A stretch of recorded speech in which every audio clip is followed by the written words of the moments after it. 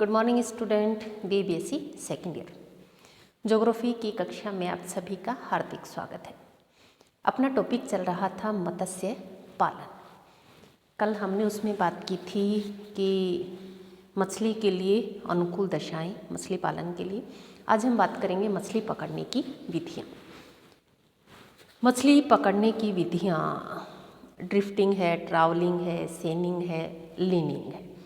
देखिए क्या होता है कि जो मछलियाँ होती हैं समुद्र में विभिन्न तरीक़ों से पकड़ी जाती हैं, क्योंकि मछलियों की कई ऐसी प्रजाति हैं जो दिन में पकड़ी जाती हैं, कई ऐसी हैं जो रात्रि के समय पकड़ी जाती हैं।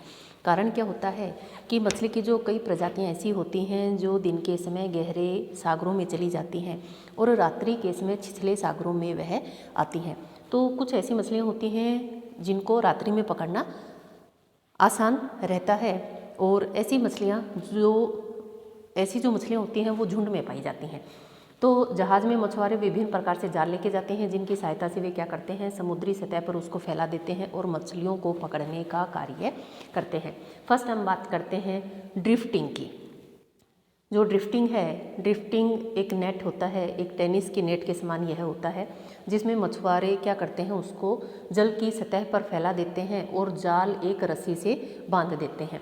रस्सी का दूसरा मुंह जो होता है वो जाल से बंधा होता है। धाराओं के साथ आने वाली मछलियों के विपरीत दिशा में जाल फैला देते हैं कि जिधर से धाराएं आएंगी उसकी विपरीत दिशा में जाल को फैला देते हैं। मछलियाँ जल सतह पर तैरते हुए उनका सिर का जाल में फंस जाता है और वे जाल से वापस नहीं छूट पाती हैं। और ड्रिफ्ट जो नेट का प्रयोग अधिकतर खुले सागरों में किया जाता है। खुले सागरों में मछलियों को पकड़ने के लिए ड्रिफ्टिंग विधि का प्रयोग किया जाता है या जाल का ड्रिफ्ट नेट का प्रयोग किया जाता है। सेकंड है ट्रावलिंग। जाल को खींचकर मछलियां पकड़ना। ट्रावलिंग का अर्थ होता है जाल को खींचकर मछलियां पकड़ना। जो ट्राल होता है, ट्राल का जो नेट होता है, एक ऐसा नेट होता है, नेट मतलब जाल, एक ऐसा जाल होता है जो चारों तरफ से बंद रहता है और उसका मुंह खुला रहता है। खुला मुंह रस्सी द्वारा बांधा जाता है। रस्सी का एक सिरा जहाज से बांध देते हैं। जैसे ही जहाज चलता है मछलियां जाल के खुले मुंह से जाल के अंदर चली जाती हैं और जाल की रस्सियों में तथा अंदर मछली का पूरा शरीर बंध जाता है, जिसके कारण वह वापस से बाहर नहीं आ सकती है। और जो ट्रॉल नेट है, नेट को खींचने वाली जो नाव होती है उसकी गति 8 किलोमीटर प्रति घंटे की गति से होती है, जिस कारण से पानी के दबाव से जो मछलियां हैं वह बाहर नहीं आ पाती हैं। जब मछुआरों को यह अनुभव हो जाता है कि पर्याप्त मात्रा में जो मछलियां हैं वो नेट में फंस गई हैं, तो रस्सी को खींचकर जाल के मुंह को बंद कर देते हैं और उसके बाद क्या करेंगे, जो नाव है उसको तटीय भाग में उस जाल को खींचकर मछलियों को बाहर निकाल लेते हैं। तो इसके माध्यम से भी क्या करते हैं, वो मछली को पकड़ने का कार्य करते हैं। तीसरा है हमारा सेनिंग। इस विधि में मछलियां पकड़ने एक विशेष प्रकार के जाल का उपयोग किया जाता है, जिसे सीन जाल कहते हैं। एक अलग प्रकार के जाल का प्रयोग करते हैं जिसको हम बोलते हैं सीन जाल। यह जाल ड्रिफ्ट तथा ट्रोल जो जाल होते हैं, पहले वाले जो दोनों जाल हैं उनका सम्मिलित रूप है, सम्मिलित आकार होते हैं। इस जाल में 2 भाग में रस्सी बंधे रहते हैं और रस्सी के दोनों जो दूसरे 2 हिस्से होते हैं उसको 2 नावों से बांध देते हैं। जाल का जो अगला हिस्सा होता है टेनिस नेट के समान सपाट रहता है। पिछला हिस्सा एक बोरे की आकृति में गोल रहता है। मछलियां जाल के खुले मुंह से जाल के अंदर फंसती चली जाती हैं और मछलियों को पकड़ लेते हैं। लास्ट है लीनिंग। मछलियां झुंड में लंबाई के विस्तृत क्षेत्र में फैलकर जल सतह पर तैरती रहती हैं। इस विधि में एक लंबा जाल होता है और सीधी रेखा के समान लंबे जाल को सतह पर फैला दिया जाता है, जिसमें मछलियों के जो झुंड हैं वो फंस जाते हैं और फिर उसके बाद उनको पकड़ लिया जाता है।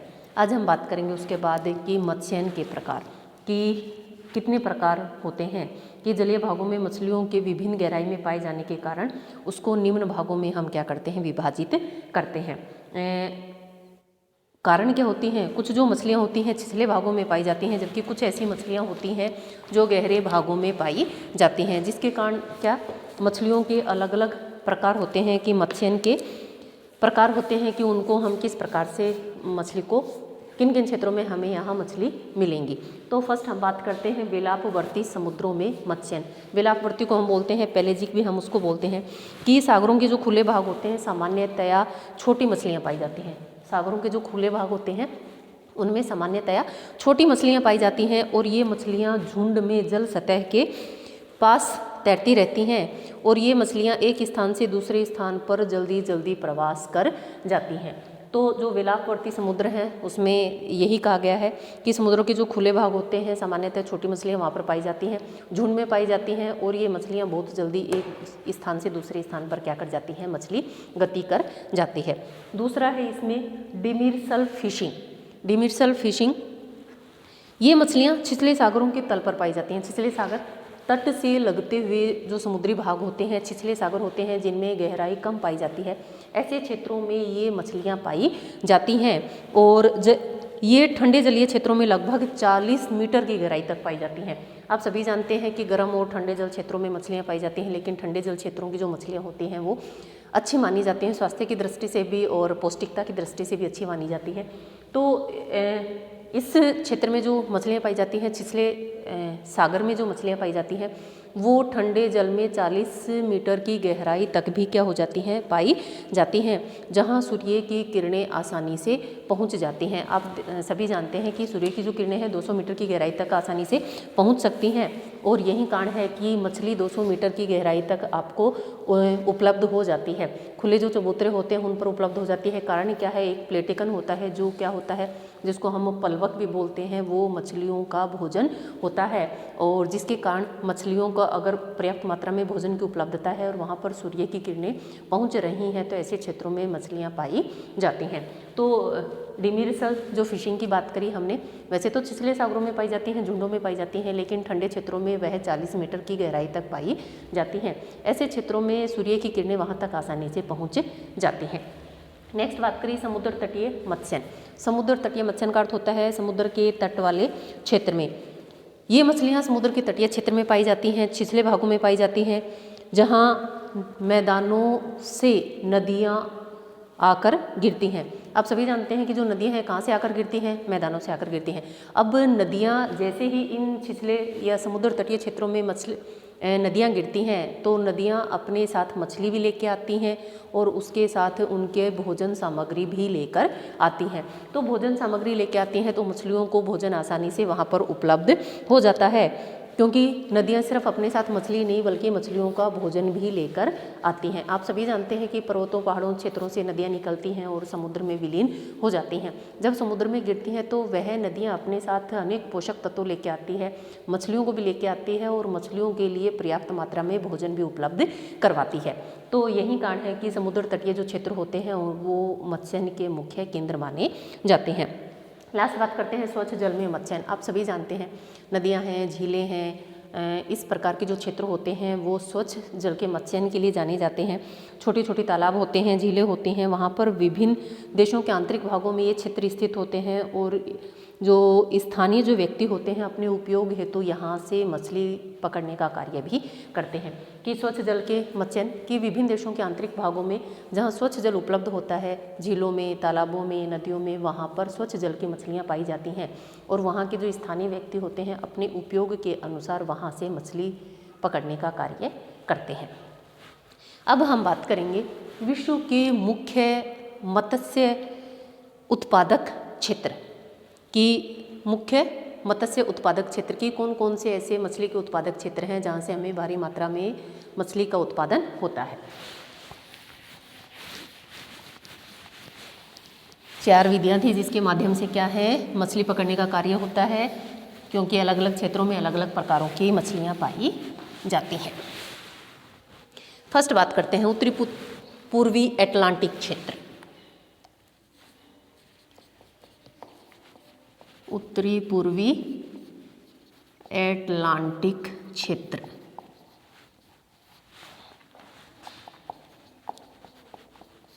देखिए हम बात कर रहे हैं किसकी, अंध महासागर की। किसकी बात कर रहे हैं, अंध महासागर की। इधर अफ्रीका है, इसके जस्ट ऊपर यूरोप है, इधर ग्रीनलैंड,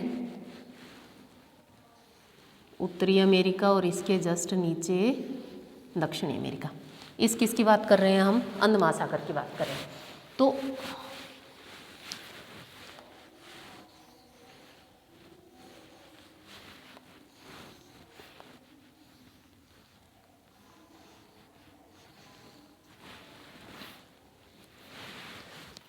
उत्तरी अमेरिका, दक्षिणी अमेरिका, यूरोप और ये है आपका इधर अफ्रीका।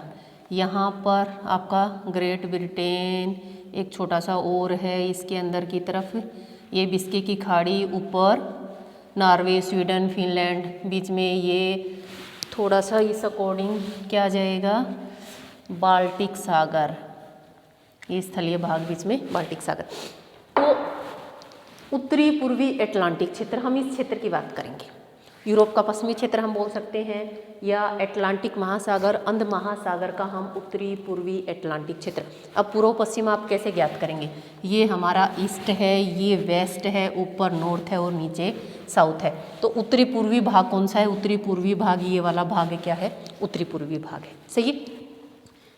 जो हमारे मुख्य उत्पादक क्षेत्र हैं उसकी हम फर्स्ट में बात करते हैं, उत्तरी पूर्वी अटलांटिक क्षेत्र। इसका विस्तार उत्तर में आइसलैंड, ये आपका ग्रीनलैंड है, ग्रीनलैंड के पास इधर आइसलैंड है। आइसलैंड के दक्षिण से लेकर भूमध्य सागर, उत्तरी अमेरिका अफ्रीका और यूरोप के बीच में यहाँ एक थोड़ा सा ये क्या है? भूमध्य सागर है।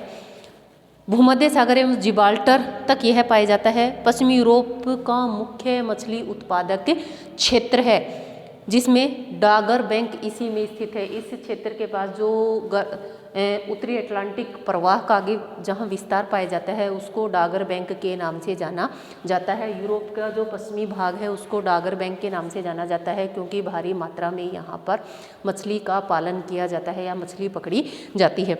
दूसरा, इन्होंने कहा कि पश्चिमी यूरोप के लगभग वे सभी देश, पश्चिमी यूरोप के लगभग वे सभी देश जिनमें बात करेंगे हम रूस की, नॉर्वे, फिनलैंड, स्वीडन, यहाँ पर फिनलैंड, स्वीडन सारे यहीं पर हैं। वो Finland, Sweden, Spain, Iceland, Great Britain मछली उत्पादक क्षेत्र है।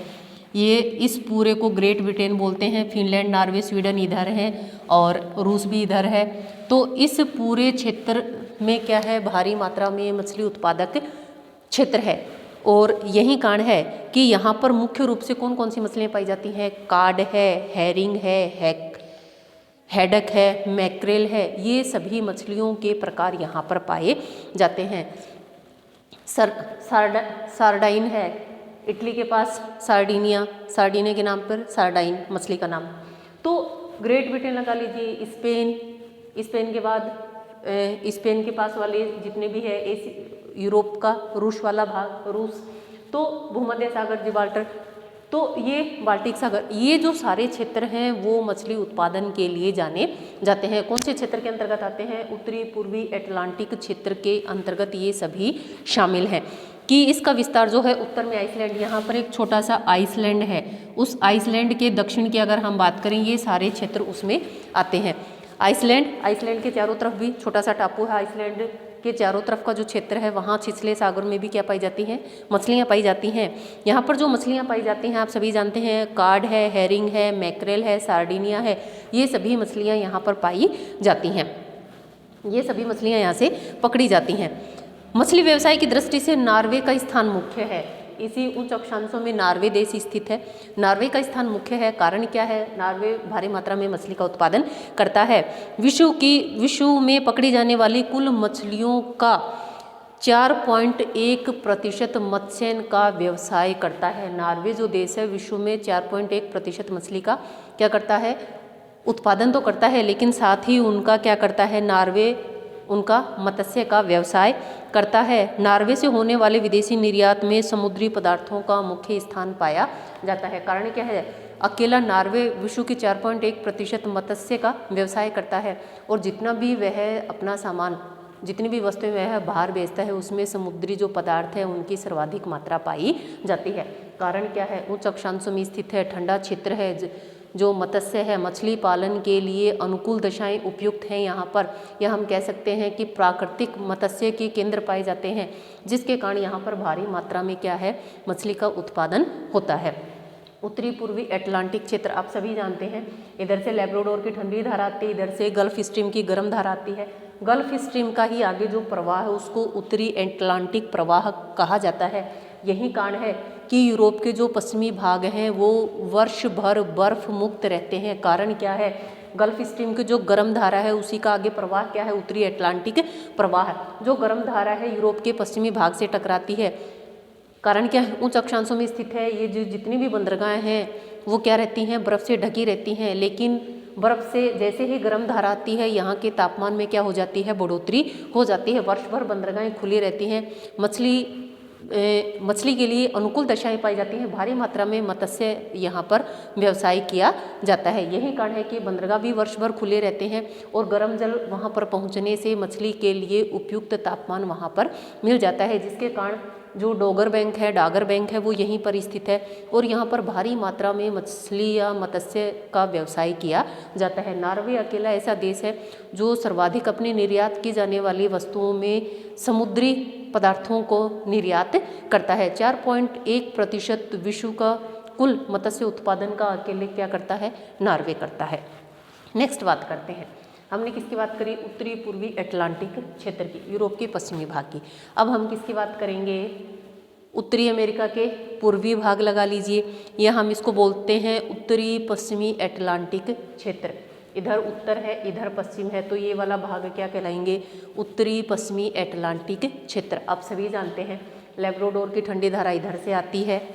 ये लैब्राडोर की ठंडी धारा आ गई, ये इधर से गल्फ स्ट्रीम की गर्म धारा आती है। कहाँ पर? न्यू फाउंडलैंड के पास में। न्यू फाउंडलैंड उत्तरी अमेरिका का उत्तरी भाग, उत्तरी अमेरिका का पूर्वी भाग। यहाँ पर जो बैंक है उसको बोलते हैं ग्रांट बैंक। क्या बोलते हैं? Grant bank. गर्म और ठंडी जल धाराएं मिलती हैं। मत्स्य पालन के लिए अनुकूल दशाएं पाई जाती हैं। भारी मात्रा में मछलियों का उत्पादन यहाँ पर होता है। मुख्य जो क्षेत्र है ग्रांट बैंक, न्यू फाउंडलैंड के पास जो मछली का जो व्यवसाय होता है, मछली पालन का जो क्षेत्र है, मछली जो उत्पादक क्षेत्र है, उसको हम किस नाम से जानते हैं? ग्रांट बैंक के नाम से जानते हैं। कई बार मैप में भी पूछ लिया जाता है कि डोगर बैंक कहाँ है? डोगर बैंक यूरोप के पश्चिमी क्षेत्र पे। ग्रांट बैंक कहाँ है? ग्रांट बैंक आप कहाँ लगाओगे? उत्तरी अमेरिका के पूर्वी भाग पर, न्यू फाउंडलैंड का जो तट है वहाँ पर भारी मात्रा में मत्स्य व्यवसाय किया जाता है। मत्स्य उत्पादक क्षेत्र है, मछली उत्पादक क्षेत्र है, और इस क्षेत्र को किस नाम से जानते हैं? ग्रांट बैंक के नाम से उसको जानते हैं। कि इस क्षेत्र का जो विस्तार पाया जाता है कहाँ पाया जाता है? उत्तरी अमेरिका महाद्वीप के पूर्वी संयुक्त राज्य अमेरिका राज्य के न्यू फाउंडलैंड से लेकर न्यू इंग्लैंड तक। न्यू इंग्लैंड यहाँ नहीं है। न्यू इंग्लैंड किसका? उत्तरी अमेरिका का ही एक औद्योगिक प्रदेश है। न्यू इंग्लैंड के नाम से जानते हैं। न्यू इंग्लैंड तथा कैरोलिना राज्य के समुद्र तटीय क्षेत्र तक पाया जाता है। यहाँ से लेकर यहाँ तक क्या पाया जाता है? इसका जो विस्तार है उत्तरी पश्चिमी अटलांटिक प्रवाह। सेकंड जो हमारा नाम है उत्तरी पश्चिमी अटलांटिक प्रवाह है।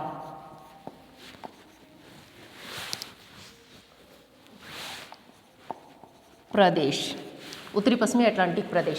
तो ये वाला जो क्षेत्र है इसको उत्तरी पश्चिमी अटलांटिक प्रदेश में हम शामिल करते हैं। तो कह सकते हैं कि न्यू फाउंडलैंड से लेकर कहाँ तक? कैरोलिना जो राज्य है वहाँ तक यह विस्तृत है। बीच में न्यू इंग्लैंड आ जाता है। वहाँ से लेकर यहाँ तक इसका विस्तार पाया जाता है। भारी मात्रा में मछलियों का उत्पादन किया जाता है, जिसमें ग्रांट बैंक जो क्या है यहाँ का प्रसिद्ध है। ग्रांट बैंक मत्स्य पालन के लिए, मत्स्य व्यवसाय के लिए जाना जाता है, जो कहाँ पर है? न्यू फाउंडलैंड के पास में है। तो इस क्षेत्र का विस्तार की अगर हम बात करें, उत्तरी अमेरिका महाद्वीप के पूर्वी भाग संयुक्त राज्य अमेरिका के जो न्यू फाउंडलैंड है वहाँ से न्यू इंग्लैंड तथा कैरोलिना राज्य के समुद्र तटीय क्षेत्र तक इसका विस्तार पाया जाता है। इस क्षेत्र में मछली पकड़ने के लिए प्रसिद्ध ग्रांट बैंक, उसके जस्ट नीचे George Bank, Saint Pierre Bank स्थित हैं। इतने बैंक स्थित हैं क्योंकि यहाँ पर भारी मात्रा में मछली का उत्पादन किया जाता है। न्यू फाउंडलैंड है, लैब्राडोर तट है, प्रिंस एडवर्ड टापू का तटीय भाग है, न्यू इंग्लैंड राज्य का तटीय भाग है आदि तटीय क्षेत्रों में अधिक संख्या में मछलियाँ पकड़ी जाती हैं। इस क्षेत्र में अब मछलियाँ कौन सी पकड़ी जाती हैं? कार्ड है, हेडेक है, हेरिंग है, मैकरेल, हैक, हेलीवेट, लॉबस्टर, अनेक किस्मों की यहाँ पर महत्वपूर्ण मछलियाँ पकड़ी जाती हैं।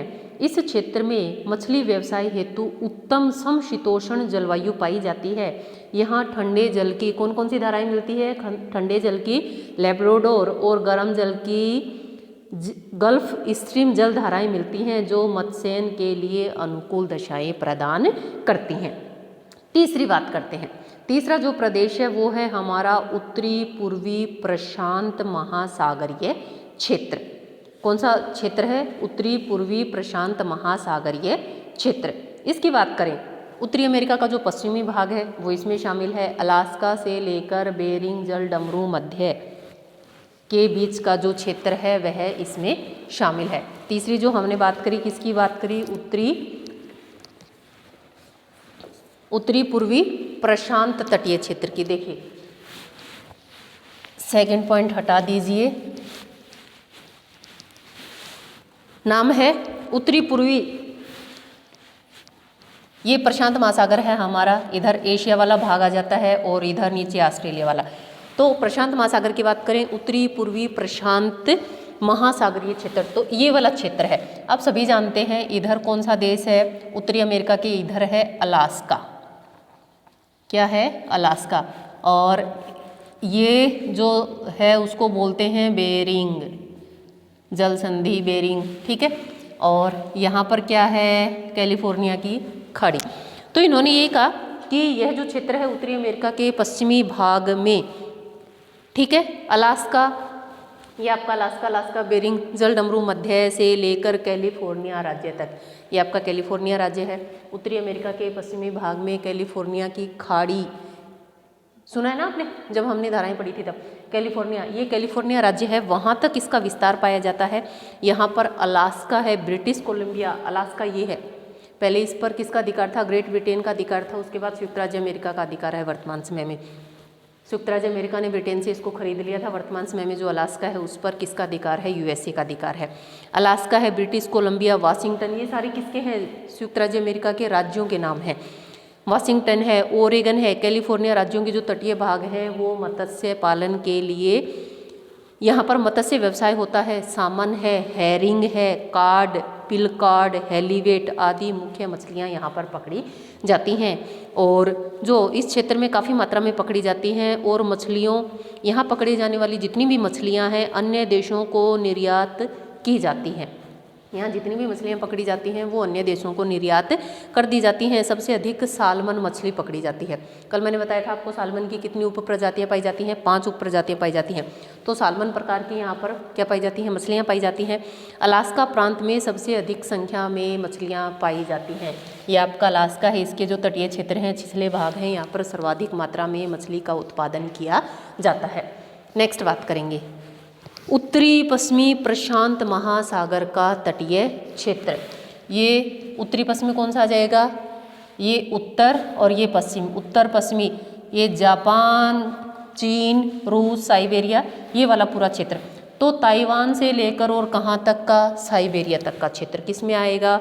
उत्तरी पश्चिमी प्रशांत महासागर का तटीय क्षेत्र। जो चौथा पॉइंट है हमारा वो क्या है? उत्तरी पश्चिमी प्रशांत महासागर का तटीय क्षेत्र, महासागरीय प्रदेश, ठीक है। तो इसमें कौन कौन सा भाग? जो प्रशांत महासागर है उसका उत्तरी पश्चिमी भाग इसमें शामिल है, या हम एशिया के पूर्वी भाग भी हम इसको बोल सकते हैं कि एशिया के पूर्वी जो भाग हैं, जो समुद्र तट से लगते हुए क्षेत्र हैं, वो क्या आते हैं? इसमें शामिल होते हैं। इसका विस्तार एशिया महाद्वीप के पूर्वी राज्य में ताइवान से लेकर साइबेरिया के पूर्वी भाग तक पाया जाता है। नीचे ताइवान, ताइवान से लेकर कहाँ तक? पूर्वी एशिया का साइबेरिया। ऊपर आप सभी जानते हैं रूस, रूस का कौन सा भाग शामिल है यहाँ पर? रूस को एशिया में साइबेरिया के नाम से जानते हैं।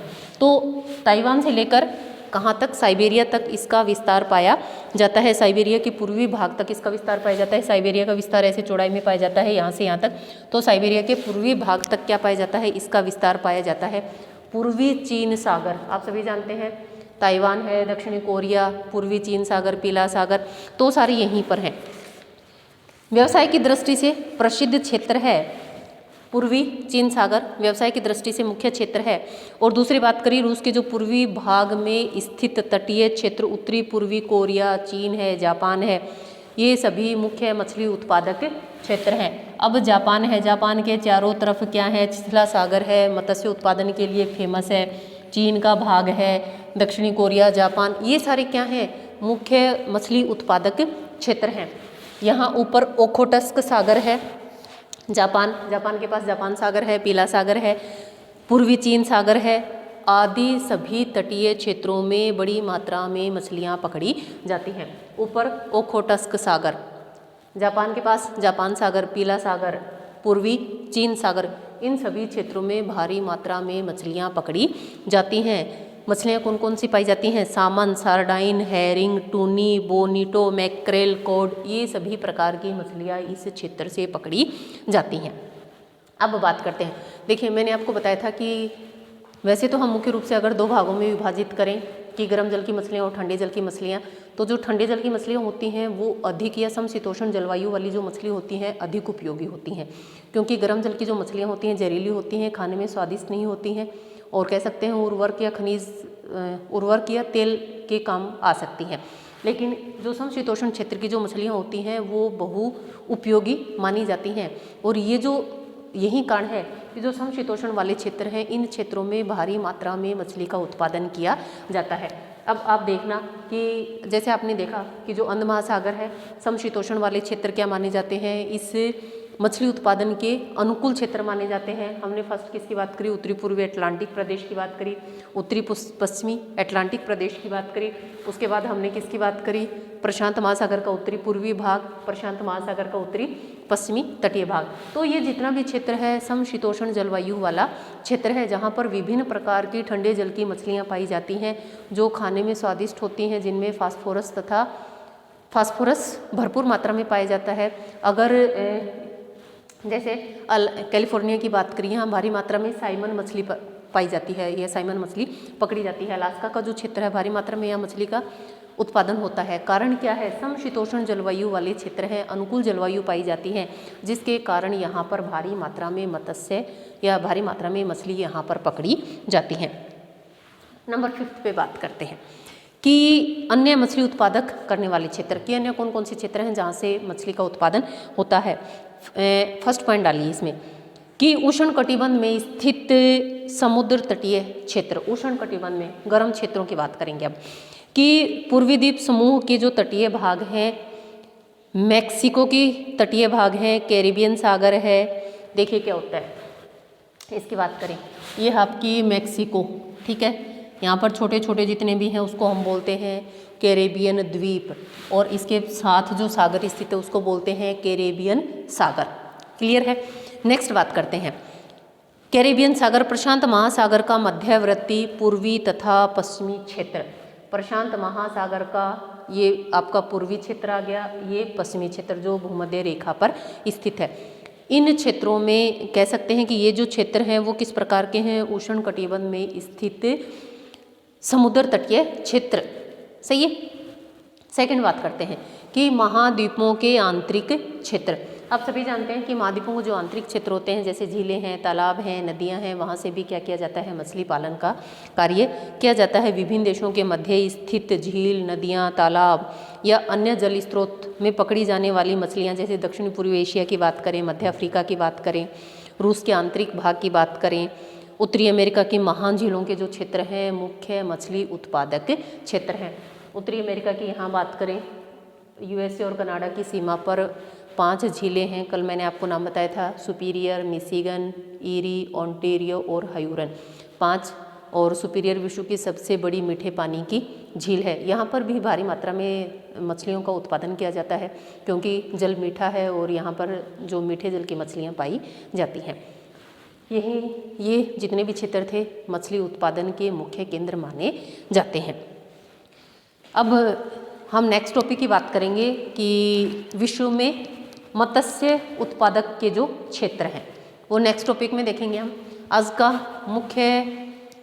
आज के क्वेश्चन सुनिए, ग्रांट बैंक कहाँ स्थित है? ठीक है, डोगर बैंक की स्थिति बताएंगे और क्या बताएंगे आप? पीला सागर कहाँ स्थित है? ओखोटस सागर के बारे में बताएंगे। और एक लास्ट क्वेश्चन और कि कैरेबियन द्वीप समूह कहाँ स्थित है। ठीक है, आज के लिए इतना ही, मिलते हैं नेक्स्ट क्लास में एक न्यू टॉपिक के साथ। धन्यवाद।